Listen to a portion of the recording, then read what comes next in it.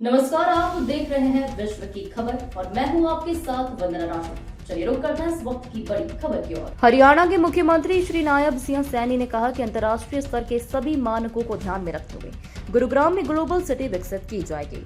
यह परियोजना हरियाणा के विकास में एक और मील का पत्थर साबित होगी। उन्होंने यह बात शुक्रवार को गुरुग्राम में ग्लोबल सिटी की साइट पर निवेशकों के साथ बैठक को संबोधित करते हुए कही। उद्योग एवं वाणिज्य मंत्री राव नरबीर सिंह, पटौदी की विधायक बिमला चौधरी, सोहना के विधायक तेजपाल तंवर व गुरुग्राम के विधायक मुकेश शर्मा भी बैठक में मौजूद रहे। रोजगार के 5 लाख से अधिक अवसर होंगे सृजित। श्री नायब सिंह सैनी ने कहा कि 1 लाख करोड़ से अधिक निवेश की क्षमता वाली यह परियोजना लगभग 16 लाख लोगों के जीवन को प्रभावित करेगी। परियोजना के विकसित होने पर करीब 5 लाख रोजगार के नए अवसरों का सृजन होगा। 1000 एकड़ पर विकसित की जा रही इस परियोजना में मिक्स यूज लैंड का प्रावधान किया गया है, जिसमें रिहायशी, व्यावसायिक, हॉस्पिटैलिटी व शैक्षणिक संस्थानों आदि के लिए भी विशेष स्थान रहेगा। उन्होंने कहा कि अंतर्राष्ट्रीय मानकों के हिसाब से विकसित की जा रही इस परियोजना का पहला चरण अगले साल के अंत तक निर्धारित टाइमलाइन अनुसार पूरा कर लिया जाएगा। परियोजना के पहले चरण में 588 एकड़ के क्षेत्रफल पर 940 करोड़ खर्च किए जा रहे हैं। आधुनिक शहरों की तर्ज पर मिलेगी सुविधाएं।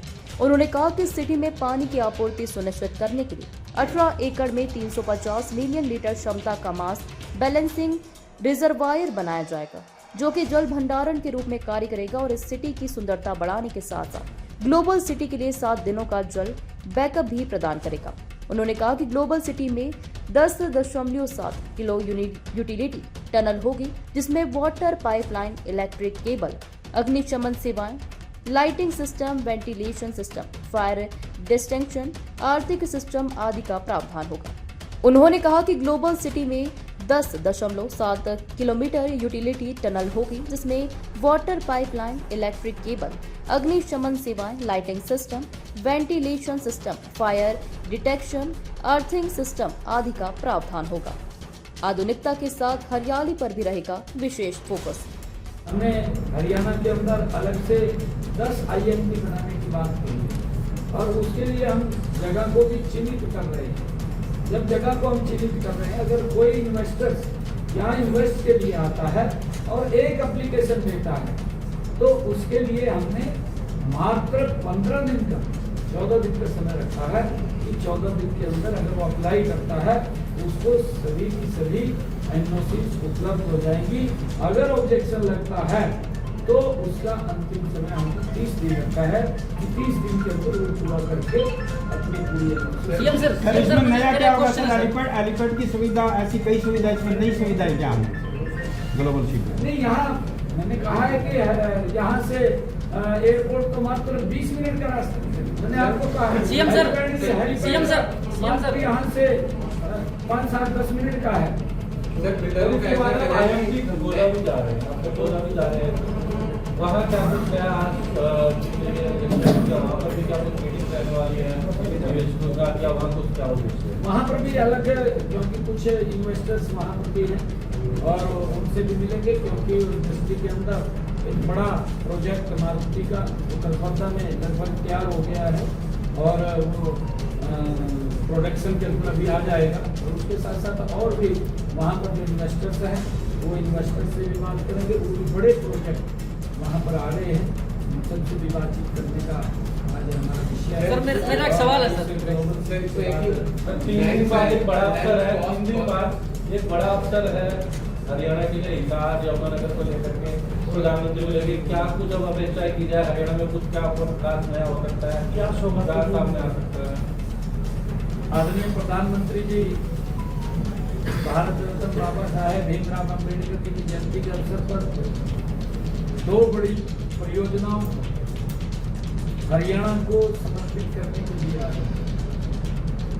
एक महाराजा अग्रसेन एयरपोर्ट, जहाँ इस प्रकार का कोई बड़ा प्रोजेक्ट आता है तो उस क्षेत्र का ऑटोमेटिक वो विकास की एक गति से आगे बढ़ता है। उस क्षेत्र का पूरा विकास होगा, लोगों को सुविधा मिलेगी। वो हरियाणा के लोगों को सुधार हमने पिछले 10 वर्षों के अंदर किया है और कर रहे हैं, क्योंकि नई नई तकनीक का लोग उपयोग करते हैं। उस तकनीक के साथ हम भी उसको डीपली सर्च करके उनके खिलाफ कार्रवाई भी करते हैं। सर, रमेश चौटाला ने एक प्रेस कॉन्फ्रेंस करी थी, उन्होंने कहा था हिसार एयरपोर्ट के उद्घाटन से पहले उसके आसपास जो जमीन आवंटित हुई है, उन्होंने दुष्यंत चौटाला पूर्व डिप्टी सीएम पर निशाना साधा है कि जिन्होंने जमीनें खरीदी हैं उनकी पहले जांच की जानी चाहिए। अभी चौटाला कहना है कि वो मांग करते हैं पहले जांच बिठाई जाए जिनके नाम उन्होंने विधानसभा में लिए। उन्होंने पूर्व डिप्टी सीएम का सीएसओ से निशाना साधा था, उनका कहना है कि सरकार पहले जांच करे।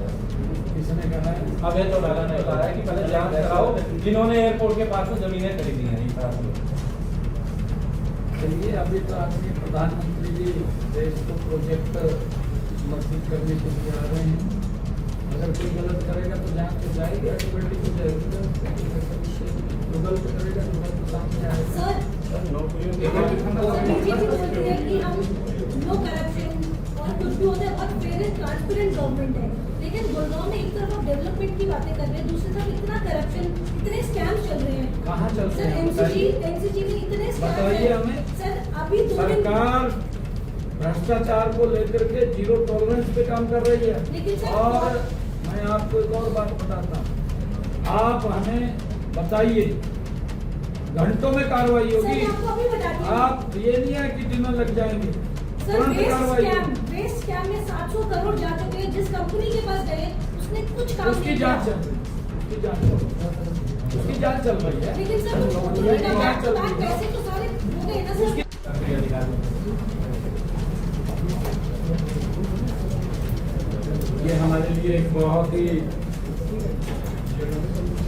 ग्लोबल सिटी प्रोजेक्ट है। आज इसको लेकर के हमारे कुछ प्रमुख लोगों को हमने यहाँ बुलाया था, उनसे बातचीत किया है। इस ग्लोबल सिटी में ये महत्वपूर्ण परियोजना है जो ये गुरुग्राम में ग्लोबल सिटी बनने जा रही है, जो अंतरराष्ट्रीय मानकों के आधार पर ये सुसज्जित होगी और हरियाणा के विकास में ये एक मील का पत्थर साबित होगा। ये ग्लोबल सिटी 1000 एकड़ में डेवलप होगी। इसमें अलग अलग जो इसकी योजना बनी है, इस योजना के अनुसार इसमें मिक्स यूज लैंड, इसमें अलग से रेजिडेंशियल भी रहेगा, इसमें कमर्शियल भी रहेगा, इसमें हॉस्पिटलिटी भी रहेगी और इसमें इसके साथ साथ एजुकेशनल इंस्टीट्यूट भी इसके अंदर रहेंगे, ओपन स्पेस भी इसमें रहेगा। ग्रीनरी के हिसाब से ज्यादा ग्रीनरी हो तो पौधे भी लगेंगे। जो गुरुग्राम का टेम्परेचर है 125 एकड़ पर ये ग्रीन जोन ये बनेगा। इसमें जो पौधे लगेंगे, जिसकी मैंने बात की है कि टेम्परेचर को मेंटेन रखेगा इसकी सुंदरता के लिए, और चाहे इसमें सड़कों की बात हो, चाहे बिल्डिंग प्लान्स की बात हो, इसकी सुंदरता भी जो अंतर्राष्ट्रीय मानक है उन मानकों के अनुरूप ये सिटी बनेगी। और उसी को लेकर के आज हमारे बहुत यहाँ पर बड़े महानुभाव आए थे। इसके अंदर हमारे वेस्टेज ग्रुप के लोग थे, इसमें लौटा ग्रुप आया था, DLF यहाँ पर मौजूद था और हीरो रियल्टी यहाँ मौजूद था, LNT रियल्टी यहाँ मौजूद था और अडानी रियल्टी यहाँ मौजूद था और प्रेस्टीज ग्रुप और Eldeco, signature, PNG, unity group, JLL और CBRE, ASF, embassy group, DRA, ये सभी बहुत जो प्रमुख हमारे मेहमान थे इस ग्लोबल सिटी में, सभी पार्टिसिपेट लिए और यहाँ उन्होंने आकर के उसमें सुझाव भी उन्होंने दिए हैं। उनको सुझाव भी हमने दिए हैं कि जो और इसमें क्या अच्छा कर सकते हैं उसको लेकर के भी हमने सुझाव दिए हैं। ये सभी बड़ी पार्टियां भी आज यहाँ उपस्थित हैं। क्योंकि अंतर्राष्ट्रीय स्तर पर इसका निर्माण किया जाना है, जो बड़ी एमएनसीज हैं भारत। बिल्कुल, इसके अंदर अगर कोई सिंगल पार्टी भी आना चाहे, कोई व्यक्ति आकर के कहे कि मैं इसको ज्वाइन कर सकता हूँ, तो सिंगल व्यक्ति के लिए भी हमने कहा है और मल्टीपल के लिए भी कहा है। हम दोनों तरफ निर्णय करेंगे। अगर कोई सिंगल व्यक्ति आता है तो सिंगल व्यक्ति है, नहीं तो मल्टीपल फेसिस के अंदर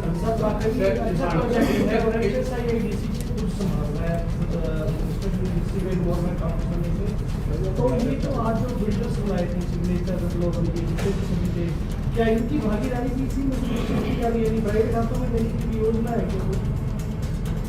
नहीं, देखिए, क्योंकि ये जब ग्लोबल सिटी बन रहा है, ग्लोबल सिटी का निर्माण हो रहा है और अंतर्राष्ट्रीय मानकों के आधार के ऊपर इसका निर्माण हो रहा है, तो इसके अंदर क्योंकि अगर कोई पार्टी आती है इसको डेवलप करने के लिए, क्यों ना वो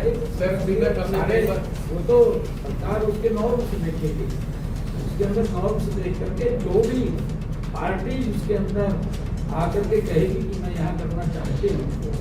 सर, हेलीपैड की सुविधा मिलेगी क्या क्षेत्र के लोगों को भी कुछ फायदा होगा? या जिन लोगों की भागीदारी है, स्पेशली जो हरियाणा की बात की जाए, उनके क्षेत्र के लोगों के लिए क्या विचार करते हैं? नहीं, मैंने कहा है ना कि एम्प्लॉयमेंट भी लगभग 5 लाख के करीब में यहाँ जनरेट होगा। तो वो हरियाणा के लोगों को सर, पिछले समय में हमने कई बार टेंडर लगाए हैं, जमीन के लिए बहुत सारे फीडबैक किए, पर अभी तक सक्सेसफुल नहीं हुआ, काफी लोग नहीं मिले। इससे पहले हम दुबई में हमने इसकी पूरी टाइमलाइन तय की है। सेवा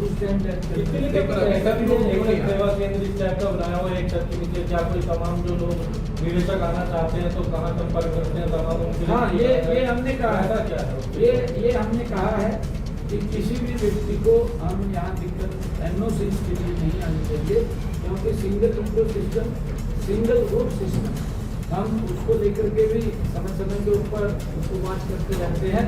और अब हमने ये इसके लिए होगी जिसके अंदर ये सारी सुविधाएं रहेंगी, तो इसके अंदर होंगी।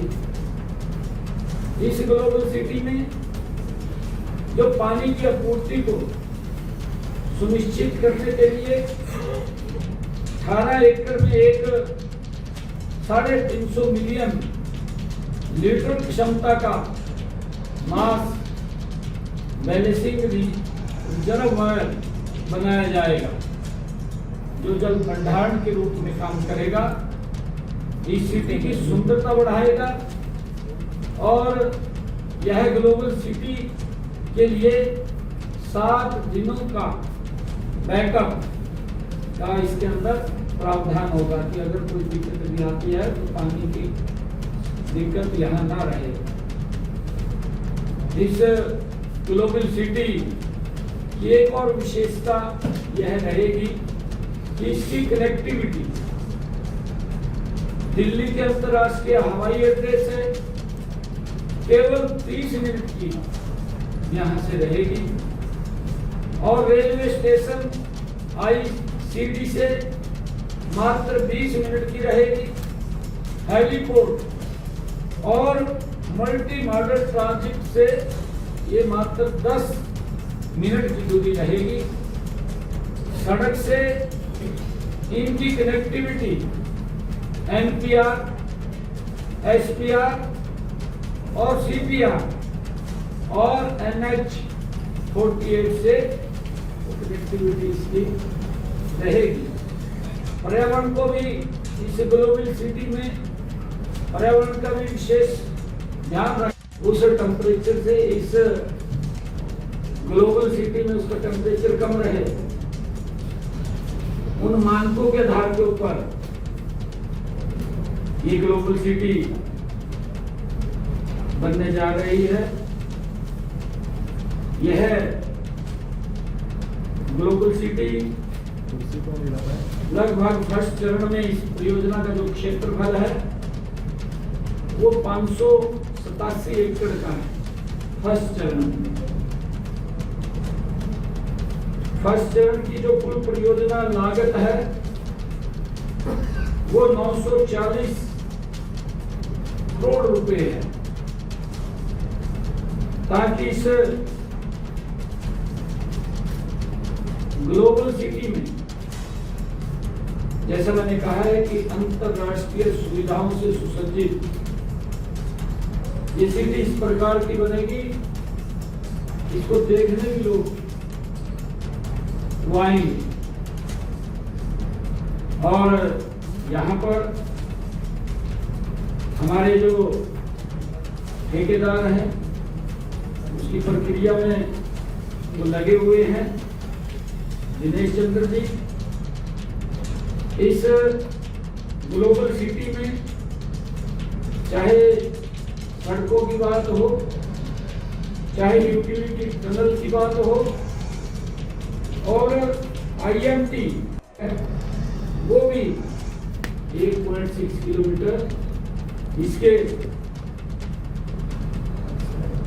कनेक्टिविटी की बात हो, उसके साथ ही क्योंकि इसमें जो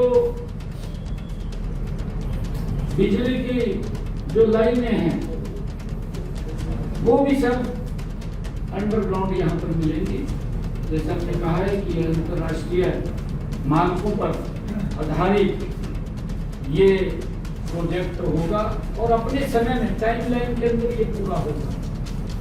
और उसको लेकर के इस परियोजना में लगभग जब ये पूरा तैयार होगा तो 1 लाख करोड़ से अधिक की निवेश की क्षमता इसकी रहेगी, जो लगभग यहाँ पर 16 लाख लोगों के जीवन को प्रभावित करेगा।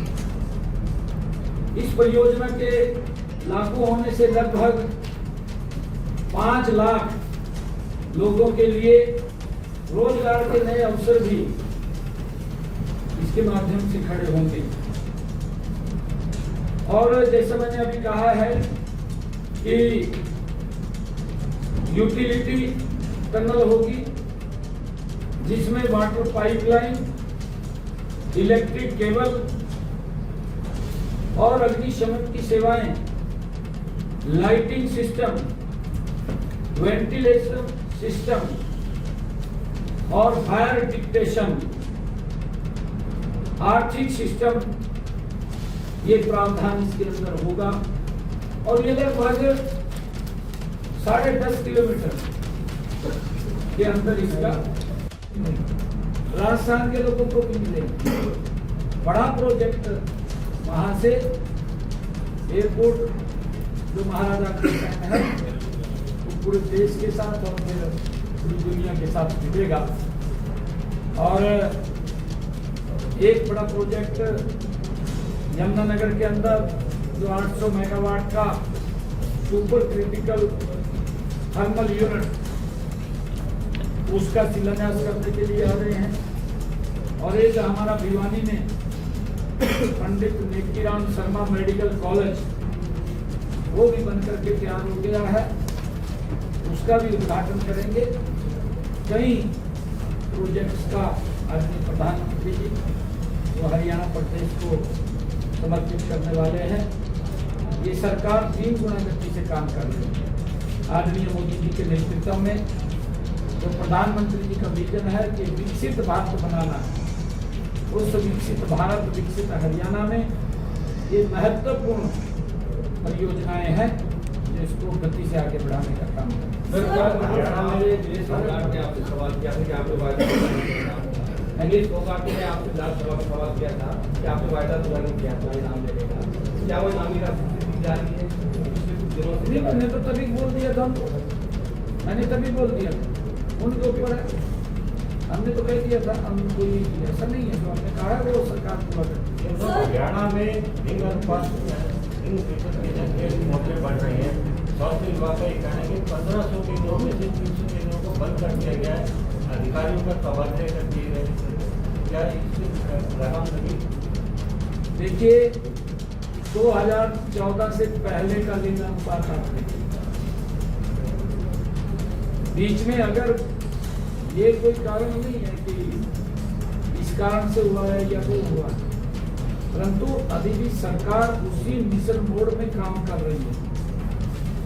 अगर कोई भी व्यक्ति इस कुप्रथा के अंदर संलिप्त मिलता है, सरकार उसके खिलाफ सख्त कार्रवाई करे और उसको गहनता से जांच करके, ऐसा नहीं है। मैं धन्यवाद करूंगा टीवी चैनल्स का। मैंने तो कहा दिया कि उनको बुला करके आप उसकी जड़ के अंदर जाइए कि अगर कोई लोग इसमें संलिप्त है उनके खिलाफ हम सख्त कार्रवाई करेंगे। आज सेक्स रेशो के अंदर आदरणीय मोदी जी जो शब्द बोल करके गए थे हरियाणा के अंदर, अब तक के लिए बस इतना ही। बने रहिए हमारे साथ।